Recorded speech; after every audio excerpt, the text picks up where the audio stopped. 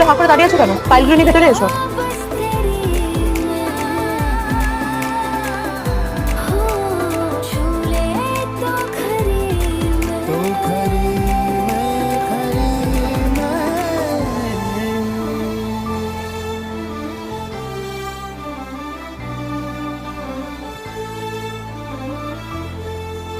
কোথায় ছিলে বলো?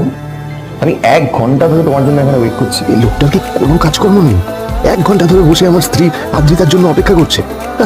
সরি বিজন, আমি খুবই দুঃখিত যে বাড়ির কিছু লোকের জন্য না আমার সবসময় লেট হয়ে যায়।